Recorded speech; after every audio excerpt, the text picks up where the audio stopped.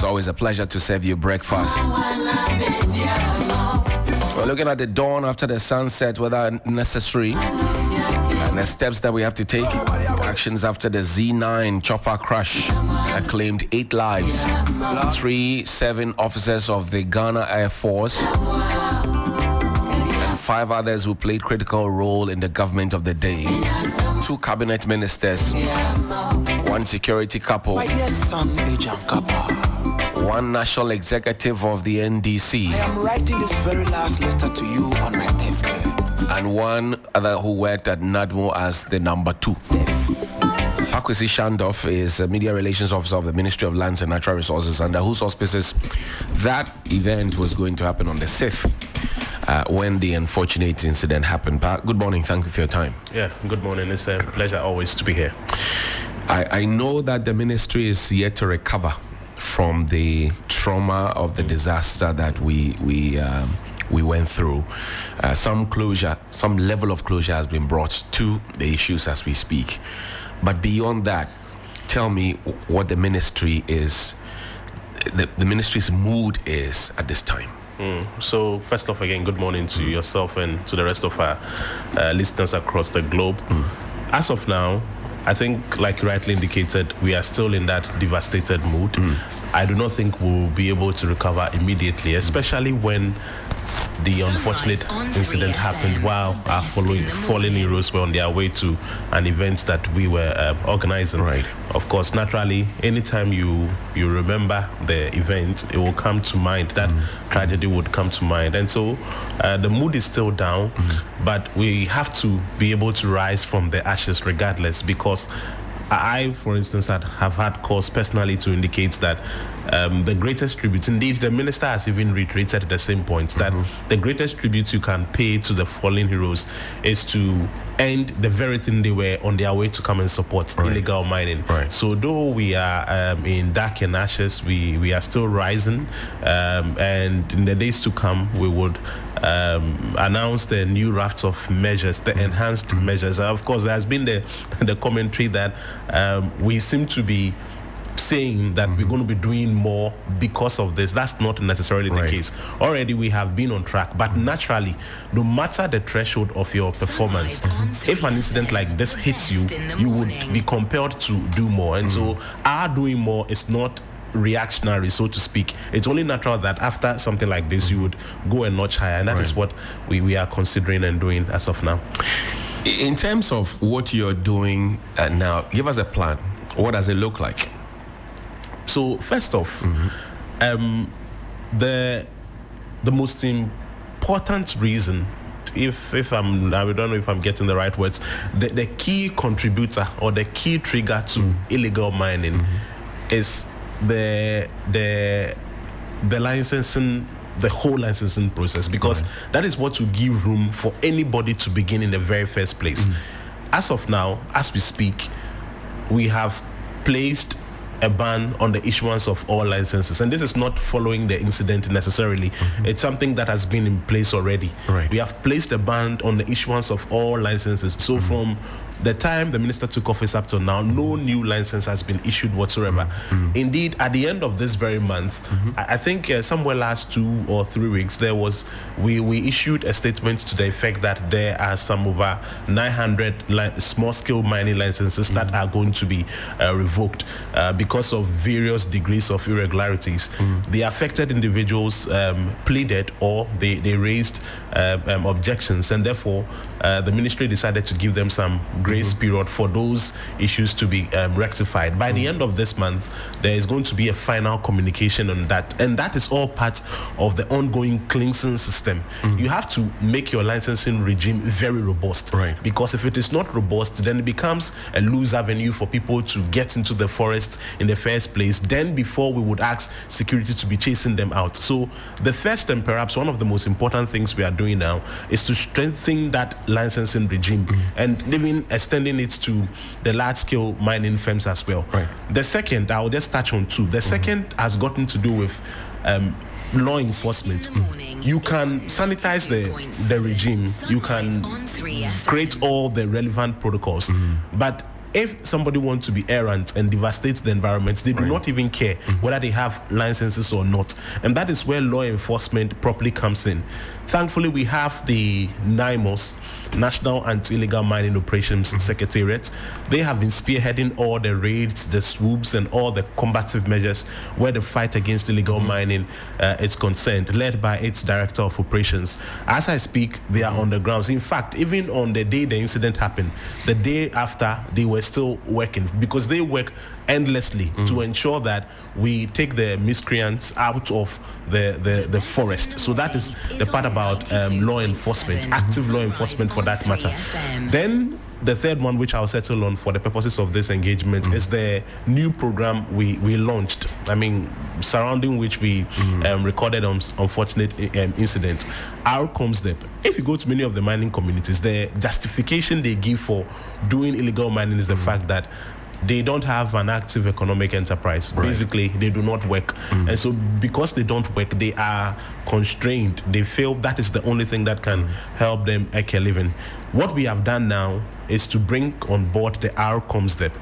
If mining is indeed the venture they want to trade in, this time around, we want to regulate it. It has to be well regulated and it has to be sustainable. That is, if those in those enclaves still think that it's mining they still want to do.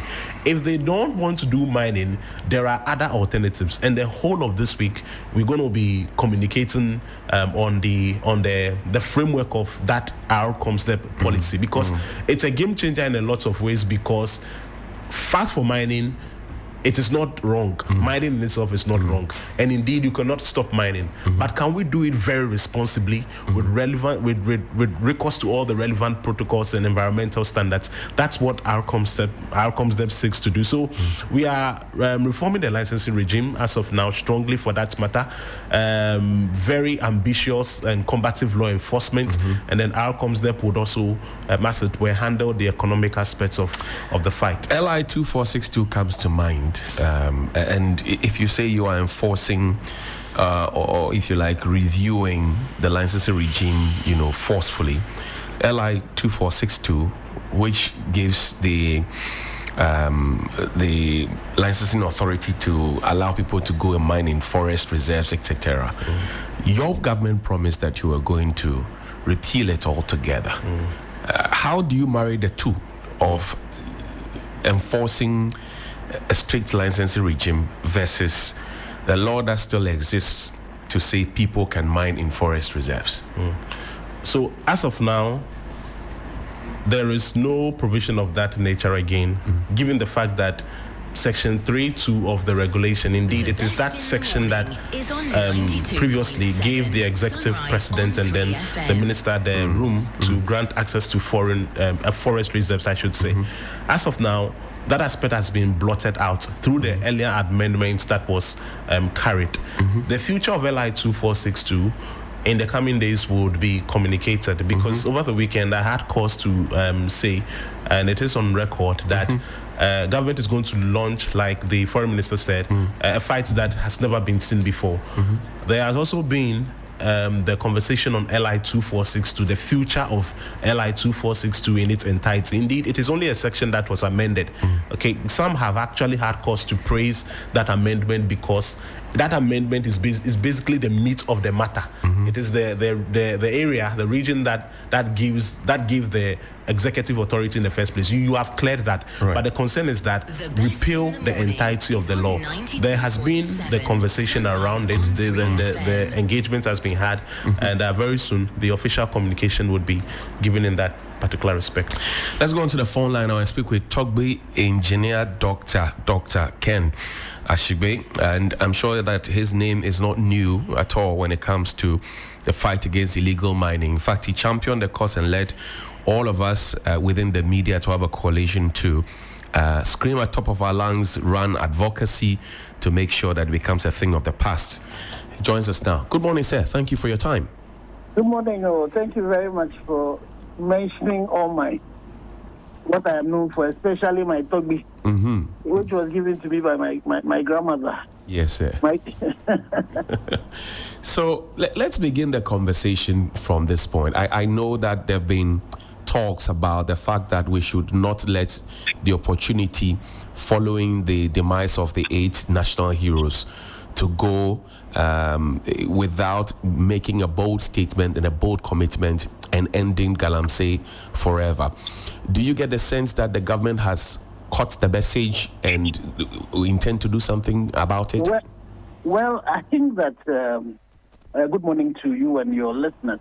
I think we need to give the government a bit of time. We just did the final burial on Friday, and but there are a few opportunities that came. I had the Honorable Minister for Foreign Affairs said there was a conversation in a mini cabinet meeting, and some decisions have been taken. I would want to give them the benefit of the doubt that they wanted to bury our 8 heroes before they get into this. But I think that a few opportunities came that we missed. I think it was the week of the death. We had some 9 Chinese being arrested. Now I would have thought that we would have, gone at it a different way. But these Chinese people were sent to the immigration, which meant they were going to be deported. Right. And we were not going to follow Act 995, which is a clear illegality. Right. That policy from the Minister for Interior is a clear illegality, and I would urge the Honorable Muntaka that does not, honor that particular policy is a wrong one. It does not honor his colleagues and the other 6 that died. So it's a policy that I'm hoping that will be turned around. But as I do that, I also would want to commend the government and the IGP and the police people who went into that Manso area where, in the face of stone throwing, hitting them with stones, they stood their ground and they have arrested the assemblyman who was leading that illegality. And so what I'm hoping is that we will get into full action. And so the DCE who came to come and defend the act that was going on there as not being mining, forgetting that even if it was sun winning is part of the extractive industries that require a permit from itself, from the EPA and all of that. Right. And so if he demonstrates that incompetence, the only thing I would say is that for him to have come defending an act like that would be because, apart from the incompetence which he should be dismissed immediately for, he should also be arrested and investigated. Is he complicit? Why is it that he, in the face of an obvious illegality, not only the extractive illegality, but when citizens attack the police, that is a grave illegality. And for him, the DC, when thing happens, he would not look at that in the face of his senior colleagues haven't died in a crash. And so for me, the attitude that government needs to take in getting into dealing with these people who I call environmental criminals involved in environmental crime, it should be resolute. We need to take the line that people like Dr. Toniedu, the likes of the EPA, CEO have been towing. We need to be resolute. In as much as we want small-scale miners, medium-scale miners, large-scale miners, everybody to mine and mine responsibly. We should not be tolerating any illegality and any irresponsibility. I drove from Takwa to Obuasi on Saturday morning. If you see the level of degradation happening in plain sight, if you stand on the Dungwa bridge looking over the Ofin, there are galamseyers sitting on Chamfan, on the river doing it in plain sight. On the roads, from the roads, the Anyamfuri side and all of that, there is galamsey still happening close to the road. And the DCE in those areas, the MCEs in those areas cannot say they don't know. If you travel from Obuasi towards Obuasi airstrip, there are galamseyers sitting in those pits who are doing galamsey. A small-scale miner should mine and mine responsibly. And that's the thing. But this impunity, this ecocide that is going on should not be tolerated.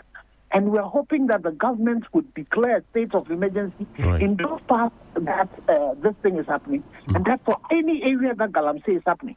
Because the president has said that for all the DCs and MCs where there's mining going on, their communities, a critical KPI they would have would be DCs. So what we would, as a coalition, we would suggest to the president is that any MC, DC where Galamsey is taking place, the first thing that should be happening is that they should be dismissed for incompetence. I see. And immediately they're dismissed for incompetence, they should be investigated for complicity.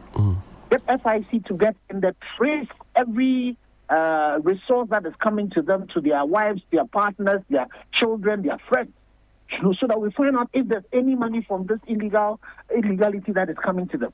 The same thing should apply to the police, the divisional police commanders, the district police commanders, and the station commanders in this community. If it is happening in that, they should be held responsible for it, and they should be investigated. And one of the things His Excellency said last October when he met the media was the fact that we should be dealing with the kingpins. And I completely, as an engineer, I agree with him. Right. We should do root cause analysis and deal with the problem from the roots. And the people who are responsible for this, as the politically exposed person, as the people of influence, the people who can buy 10, 20 excavators, each at a minimum of $200,000. These are the people. We need to follow them. You remember that in America, when 9/11, they drove those aircraft into the Twin Towers. That's right. Immediately what they did was a money laundering, and the whole thing about terrorist funding was brought in. What we need to have our money laundering act also adding funds from illegal mining. We should put it at the forefront and be looking at all of these people who are involved in it. Bear in mind, the past 5 years have had Ghana lose $11.4 billion. Past the past 5 years. If we had gotten that 11.4 billion, you think we would have had the GDP? I see. So, let me bring in Pakwesi Shadow, who is in studio. He speaks for the Ministry of Lands and Natural Resources. But this is what the engineer thinks. First, sack the DCs and investigate them for complicity, right? Sack them for incompetence, investigate them for complicity. And then also, they show a strong hand in trying to deal with this. How does your ministry propose to proceed? Because you are the mother ministry of the agencies that regulate all of this, right? Tell me, what's your plan? So first off, I want to touch on his advocacy call for declaration of a state of emergency. So on that point, the call for the declaration of a state of emergency prior to now had merit. Right. But the reason the ministry is not going that tangent is because the elephant in the room has been eliminated. Which is the 9 forest reserves, which then were designated red spots, no-go areas. They had been encroached and taken over by armed illegal miners. As of now, we have been able to repossess all of those 9 forest reserves. So you're saying that there's nobody in there who is doing any form of mining at all? Absolutely. Indeed, we have 288 forest reserves. 9 have been besieged and impacted. No, 44 out of the 288.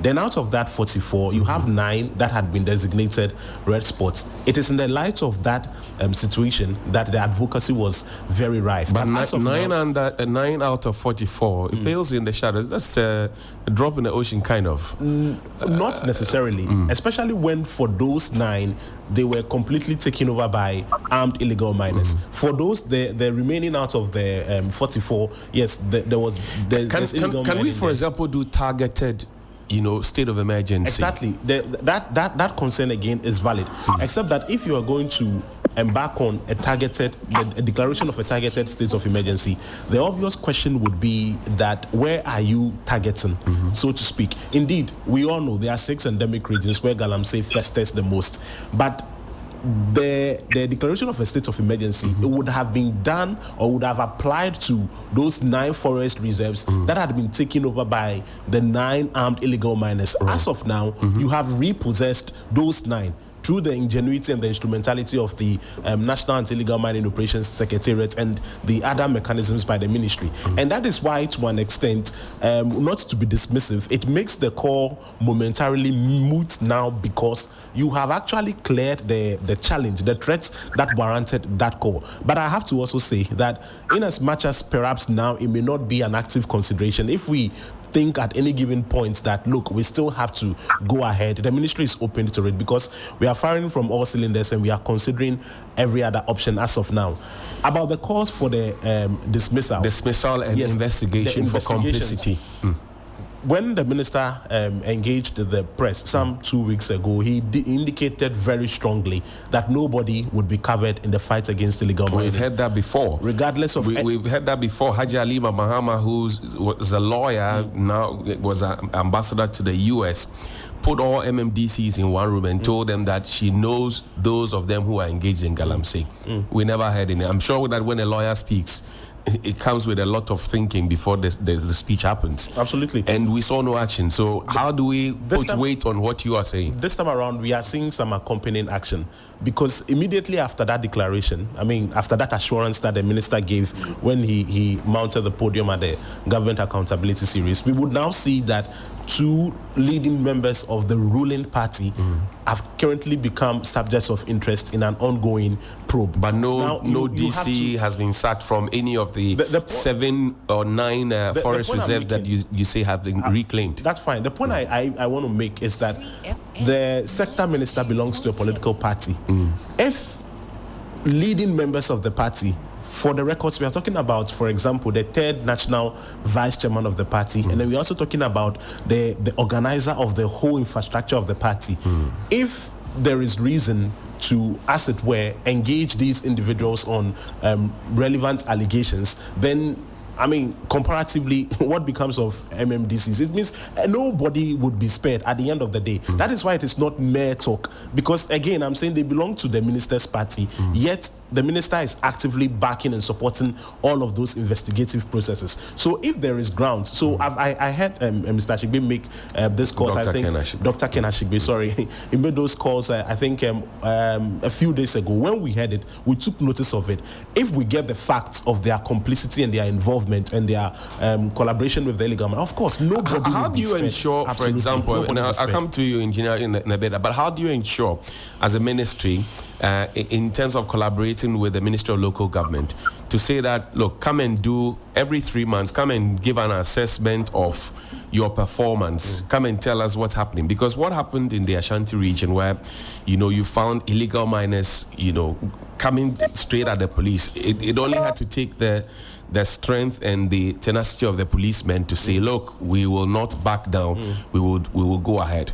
Right? In the past, some people have given up and said, okay, one of the policemen were ahead. But how are you collaborating with the Ministry of Local Government to say that, come and give us some situational reports at least every 3 months, so we know that you are not complicit, you are doing some good work? Collaboration on all fronts is very active now.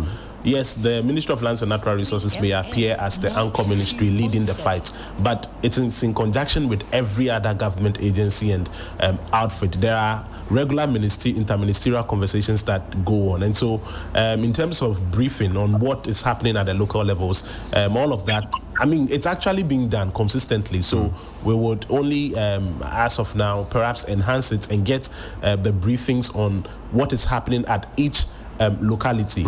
It's interesting to note that NIMOS, actually, the National Anti-Illegal Mining Operations Secretariat, has intelligence covered across all of these local enclaves. And so periodically we get the updates. So that framework of they having to come and render account is something worth considering.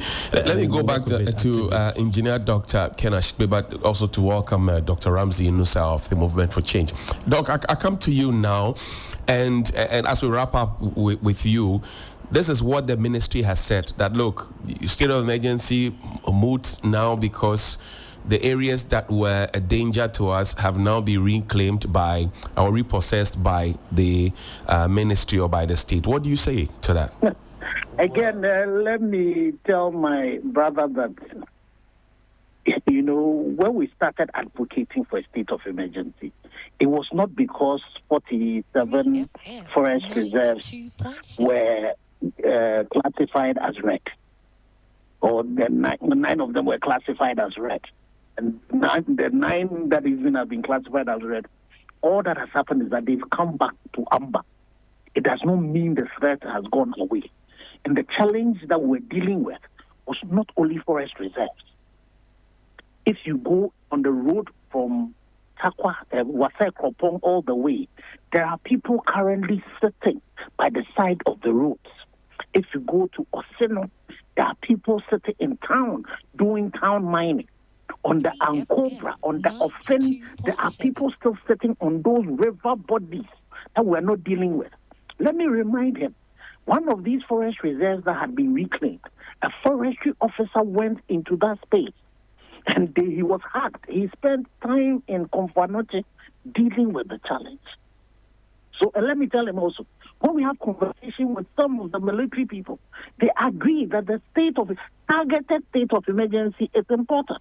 How do you deal with the situation that he says has come to their notice? A situation where police people go into a community and they are pelted by storm. Evidence of one of the policemen, if you see his mouth bleeding. Yeah, it took the professionalism of this police people not to have killed anybody because of the attack. So it is in these communities. You remember the situation of Anabisu going into a particular community. You remember the situation of Abrewa and Ninkran. Abrewa and Ninkran is still, the people have returned. You know, Naimos is doing a great job, but you see, they cannot be there all the time. And there's a complaint that even his minister has made. How many of the people who have been arrested have been prosecuted? Under a state of emergency, you will get special powers that will be able to speed up these prosecutions. Let me give you a parallel example. In the UK, when they had those riots were taking place, they had situations where they set up courts. In 24 hours, you could be arrested and then you can be prosecuted. So when you have a situation where people have attacked a police force, and there's video evidence of it, and then on your Alfredo Kante spoke to this DCE I'm talking about, who is on tape to now say that he has initiated investigation, but then he has said that the place that the people were at was not a mining site. How do you deal with situations like this? You see, because the thing about these people is that they are in different places at different times. And because you cannot be everywhere at a particular time, if you know that these water bodies are no-go areas and you declare the state of emergency over them, anybody who is seen that you will deal with. If you drive into some of these communities, the number of excavators you see from the Anyamfuri all the way to the Obuasi areas and all of that, what work is taking place there? What concessions, what legal concessions are these people working on? You have all of these excavators there. If you have a state of emergency in those particular places, those people who are owners of those excavators, you could tell them that they have 24 hours to getting their excavators, registered, so that they cannot tell us which road they are working on, or they cannot tell us which legal concession they are working on. Immediately, you can impound them. So these are the reasons that are tangible reasons why the state of emergency has to be declared. And we met with the minister when His Excellency said the minister should meet us on his behalf. Right. These were issues that we've tabled, and the minister had said he was going to pass them on to His Excellency the President. We would be pushing to meet His Excellency and say that, these things are important to do. And again, the reason why a state of emergency will be important, then I will not have my brother sitting in the studio after the DCE has misspoken and demonstrated his incompetence and giving us, credible suspicion that he might be complicit. And after how many days, no decision has been taken. Within a state of emergency in his district, he would immediately be picked up. He talks about the issue of the fact that, and again, that should be commended. When in the last regime, I asked President Mahama in Kufuria about Akunta mining. Who is involved, who also, again, there's clear evidence that he was involved in mining in the Tanon Forest Reserve without a permit. where there was clear evidence that even his mining outside the neighboring forest reserve, he was breaching the buffer policy with the Tano River. Clear evidence. His minister himself has declared him as being involved in an illegality. The Minerals Commission has confirmed it. I asked His Excellency the President, former President, in Koforidua. He told me that he was not involved in Galamsey as we speak. Fortunately, this particular president has allowed for his Attorney General to be able to ask an investigation to two leading persons. That is good. But the question you ask yourself is that what has the Yoko done since this information went out? We saw the situation of Akonta Mining, the fact that he was hauled in, and has that happened to these two people that we're talking about? We have had one of them threatened. And what is happening to it? And so that's what we're talking about. We need to be decisive. And it's true. You know, even Akonta Mining, after the arrest, we've not seen him in court. We saw him at the Thanksgiving, the memorial service, rather. He's not in jail. What has happened to the people from Frimpong, what he mentioned, that has a lot of MPP politically exposed persons who by now should be, be investigated and should be approaching the court.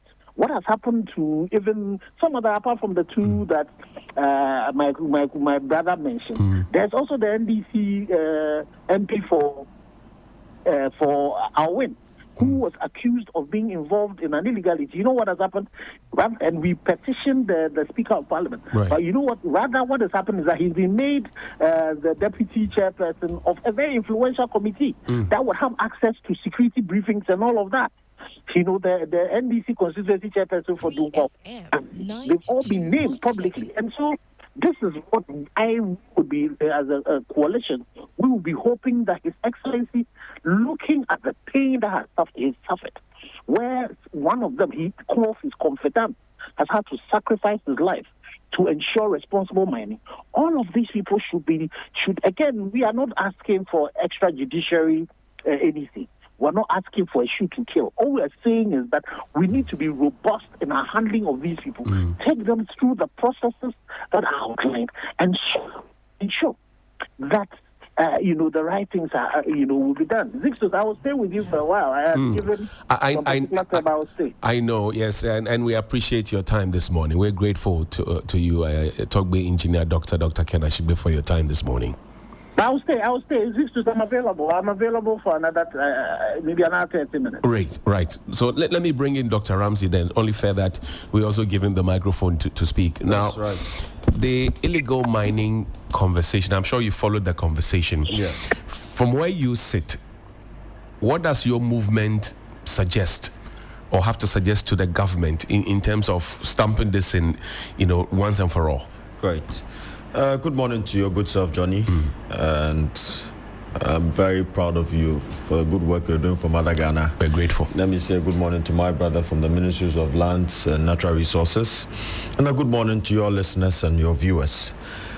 Johnny, I sit here very saddened by the predicament of Galamsey and the challenges that we are faced with as a nation by the menace of Galamsey. Yes, indeed, the anthropogenic activities of illegal miners does not only pose a health risk, but also a social and economic risk on our country and our economy. And that is why our leader, Honorable Alan Kojo Martin of the Movement for Change, has released a solution to eradicate Galamsey. And if you permit me to go through the 10 points for the people of Ghana, we can obviously. Well, I will try my best to squeeze it within the shortest time. So, by an executive instrument, number one, the first thing we want the government of the day to do is that by an executive instrument, they should ban all small-scale and artisanal mining activities, whether illegal or legal, within a period of 1 year with immediate effect. Okay. Number two, the Parliament should suspend. The Parliament to suspend under a certificate of urgency the application of an LI 2462. Okay. Right? That enables people to mine in our forest reserves. And we know that under Article 106.13 of our 1992 Constitution and Standing Orders 119 of our Parliament, it permits Parliament to be able to pass bill in an impetuous manner within a day for the President to assent on. We've seen that in 2025, the Road Maintenance Trust Fund Bill 2025 was passed under a certificate of urgency, right? Emergency. Yeah, emergency. And so the third one is that we want the government to revoke all small-scale and community mining licenses issued by the Minerals Commission within the last 15 years. So all small-scale and community mining licenses within the past 15 years should be suspended. Okay. And then we should have an audit as to whether some companies that are legally registered and have the license to indulge in mining are really acting according to the law set by the Minerals Commission. Let's move on. Right. The fourth one is to issue new mining licenses after the audit exercise. So when they find that some companies have violated it, right, they should scrap them off the list of companies that have licenses, and then we should issue new licenses, right, to the miners that are dealing legally within the legal framework set for miners, right? So that we know that these are the credible miners that we need to support and we need to use. The fifth one is to demobilize all machinery equipment, and I must commend the minister for engaging in such. And when we demobilize all this earth-moving equipment, including the excavators and the rest, we should allow the military, the 48th Regiment Brigade of the military, to take inventory and stock of these materials and store them.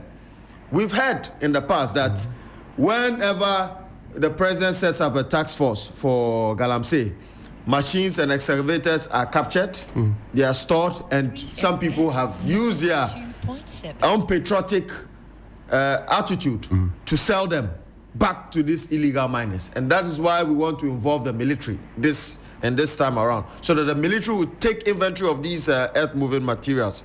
The fifth one is to establish a fund. To establish a fund for a comprehensive program for the restoration and regeneration of all degraded sites within 1 year period of the ban of small-scale mining. And we want young men and women currently engaged in small-scale mining activities to be deployed under the said program. And this said program will be led and supervised by the Forestry Commission with technical oversight by the Forestry Research Institute of the CSIR. So there should be a joint collaboration between the Forestry Research Institute of CSIR and then the Forestry Commission. We believe that we can also have a scientific approach. They have all the erudites when it comes to environmental protection and restoration, so that our degraded lands and river bodies would be restored to its natural state. The seventh one. You said you were going to compress it, or it looks like you are now expanding it. Well, yes. Well, you are not being fair. If you forgive me, I mean, let me just wrap it up. The last one is to establish a new youth in responsible mining initiative, under which young groups of persons, right, previously engaged in Galamsey will be supported by the government to establish and own mining companies as private legal commercial entities, not cooperatives. These youth-owned mining companies will be provided with mining licenses, rights, and other permits, as well as machinery and equipment for mining activities under a work and pay basis with off-taker agreements from the Gold Board. So imagine young people who were dealing in illegal mining. This time around, we've trained them to be responsible when they are mining. We support them with some environmental friendly machines, right? And then they sign a contract with the Gold Board to ensure that this purchase, this gold, goes directly to the Gold Board and does not go through middlemen who would then smuggle it out of the country. And it will be of value to the people of Ghana. Let me bring in Engineer Doctor. Engineer, so do you also suggest support the call that the leadership in most of these agencies under which that work under the ministry, the licensing regime, etc., should be overhauled, so that we don't have the same old faces being at the same places, because there are fears that they could be complicit in all of what we are facing? What do you say? Well, I think that the interesting thing is that the current ministry is doing some review of the licensing already.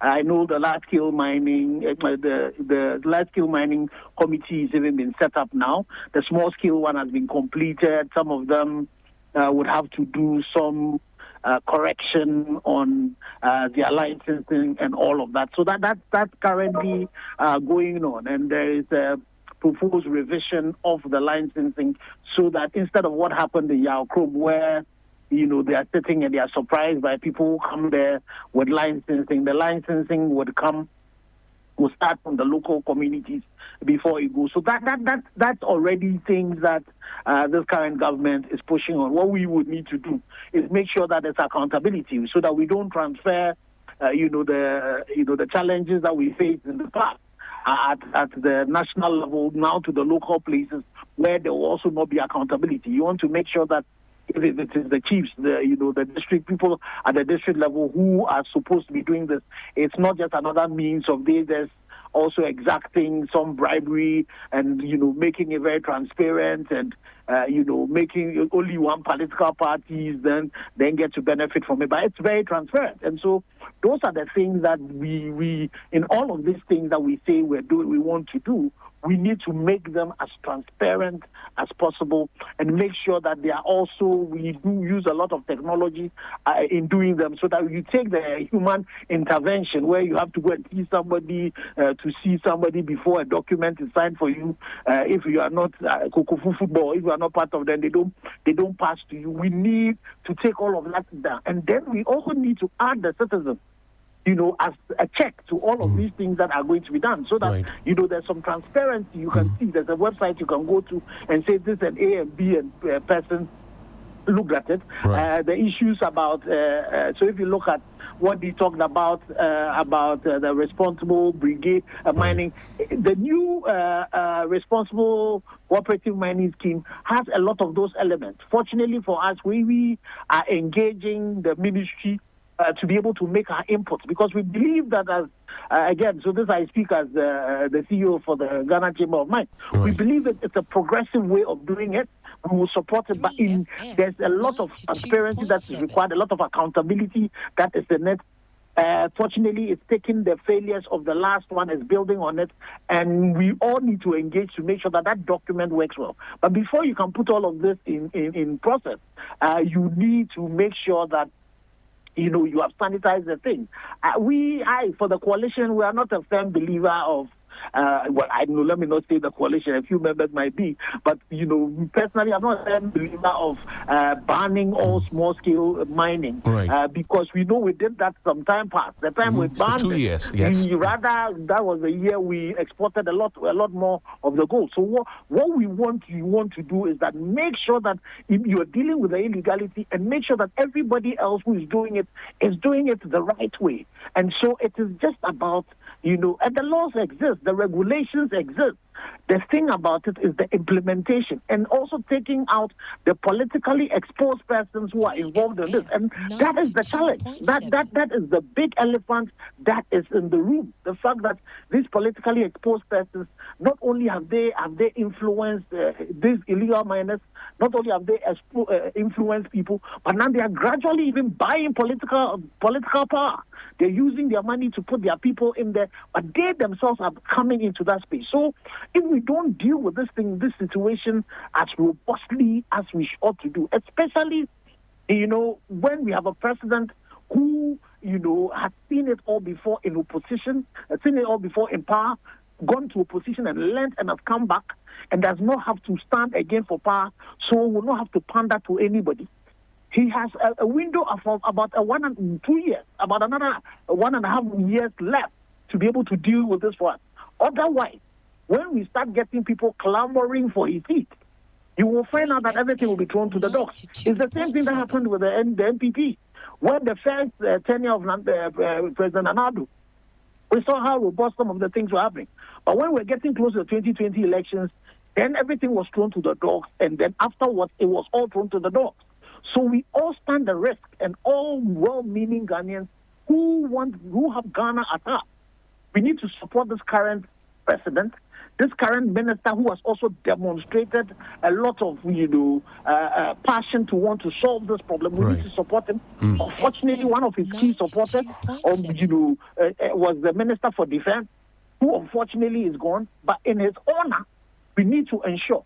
For me, the best monument that we can do for this aid is to make sure that within a year and a half, we have moved Ghana back onto, the path of responsible mining. Peru did it. Even Australia also did it.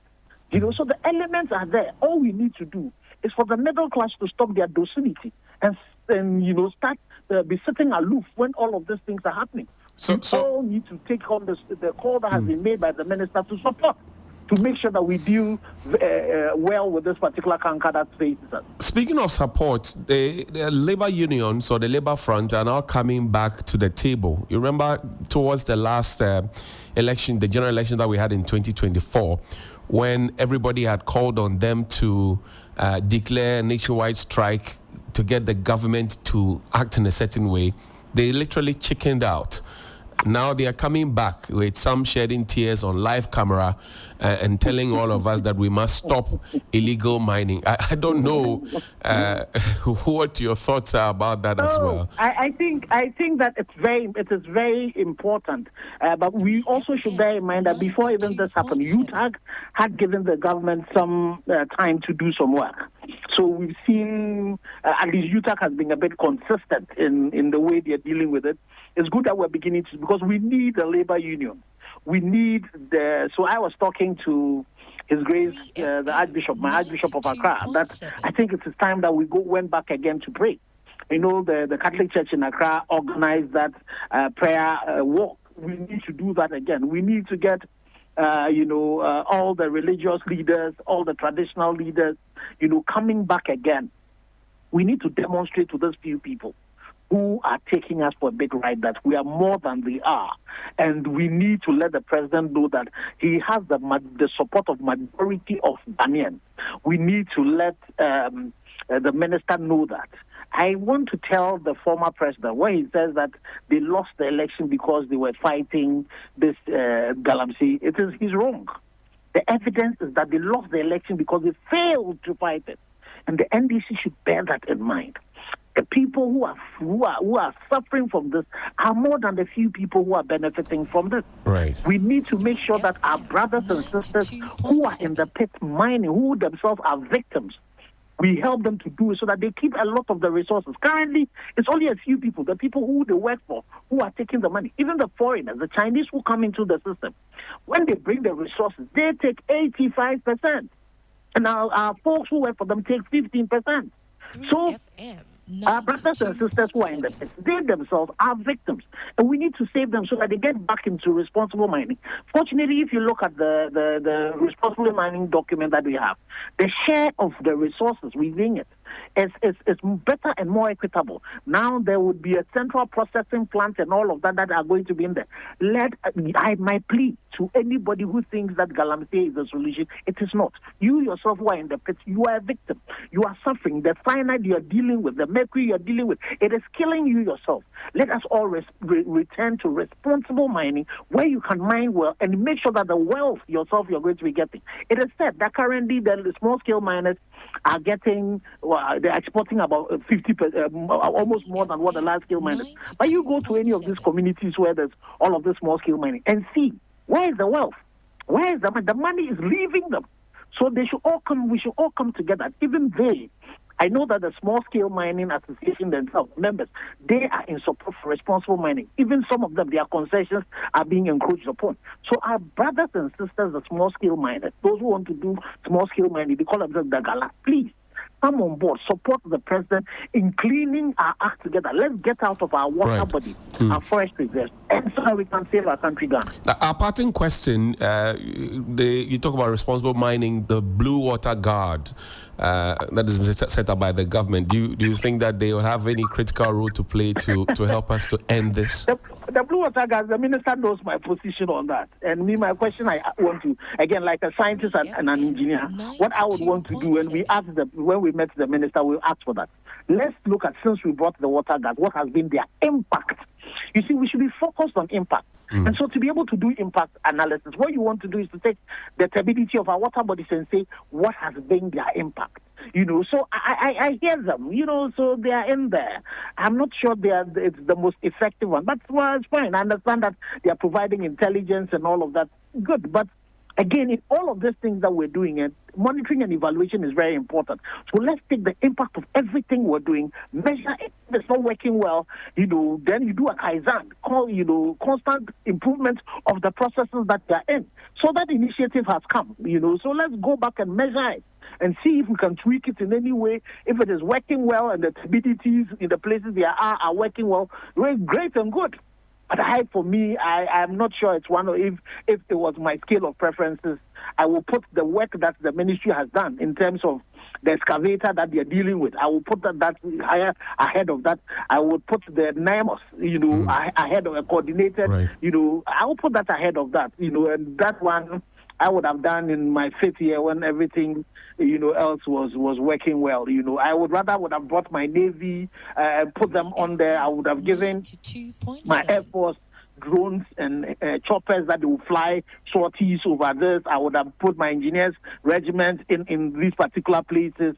I would empower the forestry guard, give them superior firepower so that they will be able to match these criminals that are in these places fire for fire before I would do the Blue Water Guard. Engineer Dr. Ken Ashigbe Togbi, thank you very, very much indeed. You added one doctor to the thing. That one, please, I don't want... you don't want GTech troubles, eh? Togbi, thank you very, very much indeed. Thank you very much. And in Kekanenyo? Nanyo na bikatalo. Nanyo with the Ghana nanyo. Ghana Arabo onyo. Akpagobo. Thank you. So that's Engineer Ken Ashigbe. Let's begin from Ramsey, I'll come to you in a minute. Let's begin from the Blue Water Guard and NIMOS conversation. They said they will put NIMOS ahead of the Blue Water Guard because it's looking for impact. What has been the impact of the Blue Water Guard since you brought them into the picture? I think the function and the role of the Blue Water Guards has been widely misunderstood. A lot of people have construed them to mean a combative fighting mechanism. That is not what they do. They only provide communal intelligence based on which NIMOS then comes into act. But we see them in the water. So I understand. I've seen them. But we've seen them in the water. Of course. We chasing people. Absolutely. We have visuals and all of those. Okay. But I'm saying that primarily what they are deployed to do is to gather intelligence, and that is why you would not see them necessarily armed like the way the personnel from NIMOS would be, disposed in that manner. That's the essence of NIMOS. So, but did they get the memo before they jumped into the water? No, I'm saying the point I'm making is that primarily, I hear you. But of course, when it push comes to shove and they have to take a step further, they would. But generally, when you look at the framework, the structure of the Blue Water Guards, they are not to be, if I have to put it this way, maybe exchanging bullets and they are not the combative troop.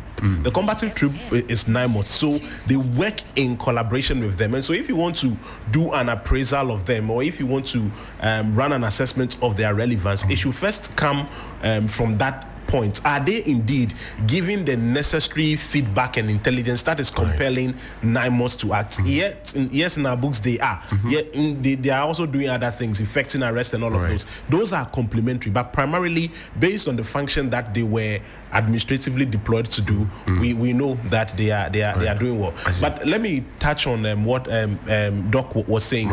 I listened attentively to the raft of suggestions and the interventions and all the recommendations that he has put on board this morning. The truth of the matter is that a good number of them are already being implemented in diverse ways. Some are also being considered. And for those ones that have not even come into our basket, we are open to it because the fight against illegal mining is a national call, so to speak. So it is not a political circles where it is about who is doing what at which particular time. Anything at all that would inure to the progress of the fighters welcomed. When I listened to the suggestions from the movement for change, a good number of them, a good number of them are actually being implemented already. For example, when you talk about the reclamation efforts and then dechemicalizing our water bodies and then creating a framework of employment for young people, all of those things are being done already at various levels. But of course, we have to, put more foot on the gas and then do more. And the minister is committed to it. I would wrap up on this note. For me, this is my personal opinion. I believe it carries the inspiration of the ministry as well. When it comes to the fight against illegal mining, if you put all the raft of interventions together, the thoughtful strategies and all the measures, if you assemble a crack experts of environmentalists to put up suggestions, and then they curve very reasonable pathways, but you do not have this one ingredient called the political will to implement them, it will be moot and much ado about nothing. But we have it now, and that is why we should keep Dr. Enusa, let me come to you now. I know you have to go. There's another important, equally important program. But as we wrap up now, you heard Engineer Dr. Ken Ashigbe reiterating some of the things that you had said. Absolutely. That it should be the plan going forward. Absolutely. Do you get a sense that the government will be yielding to it? Well, Pakwesi said some of the things have been done already. That is the ultimate solution. I mean, if you are caught up in a situation and you need a tool to get out of that situation, of course, any rational human being will use what is best to be able to get out of that situation. That is a 10-point key solution that we have highlighted and intimated in our course to ensure that Galamsey will be a thing of the past. And let me commend Engineer Ken Ashigbe for the good work he's doing for Ghana. Indeed, he has shown some high level of spirit of patriotism, and that Ghana first. And that is one of the tenets and an opinion spirit of the movement for change. My brother here from the Ministry of Natural Resources, Lands and Natural Resources, should understand that for us to have the backing of our traditional authorities, we have to go back to our constitution and amend Article 2576 of the 1992 Constitution to make our traditional authorities co-trustees of our mineral resources. And I say that because, Johnny, you know that people will sit in Accra and issue licenses without the chief who has his or her allodial rights on that land, knowing anything about it, without his or her interests being taken care of. And so that is why you see that our chiefs will just be reluctant and also do their own bidding when it comes to the fight against Galamsey. And even some of them are even complicit against the fight. And that is why we are saying that to have their full backing, we have to ensure that we create that legal framework. And the first step we need to take is to amend the Constitution, Article 2576 of the 1992 Constitution. And let me also say that the fight against Galamsey needs some form of innovation and efficiency, right? The blue water guard that they brought, right? I would have thought that maybe these guards, you limit their numbers, you train them on how to use drones, right, for surveillance. And this is an efficient way. I quite remember the previous government under the Ministry of and the leadership of Professor Frimpong Boateng. They procured certain drones, but later on we heard that they were missing whatsoever. I don't know how best you are following up on this issue. Okay. Yes. And so we want to see some efficiency, right, and pragmatism. And I'm glad that he has spoken about the political will. And it is that will that we are calling on the President, His Excellency John Dramani Mahama, to scrap and revoke LI 2462. Thank you. And that is why your minister sat on national television and he cried when he saw the videos of Galamsey. So when you tell me that there's no need for enacting a state of emergency, I mean, I beg to differ. Okay. Let us be serious against the fight against Galamsey. I know that you have to go next. We should depoliticize it, and we should ensure that we have pragmatic solutions, the ones that we propose from we members of Women for Change to your outfit, so that we can be able to put Galamsey to a stop. Thank you, Dr. Ramsey Inusa. You have the closing thoughts, Pakwesi. What do you have to share with us before you leave? Again, I would continue from where I stopped. The existence of the political will. Again, if you have all the beautiful strategies, the well thought out recommendations and policy propositions, but you do not have the political will, you are not going to go anywhere. Because if you examine the fight very well, clearly it is the, if you like, the political elite or the high-ups in society who are facilitating all of this illegality or environmental terrorism, as we would want to put it in some context. Those who are involved are power brokers, so to speak. So if the actual custodians of power are equally concerned about fighting them. We'll make progress. Thankfully, the minister has that willingness. The president also has that willingness. And so let's continue to keep hopes alive. Pagwesi Shandoff, we're grateful that you could join us. He speaks for the Ministry of Lands and Natural Resources in regards to the Honorable Minister and the team at the Ministry. We're grateful that you joined us this morning. Thank you very much. Always busy on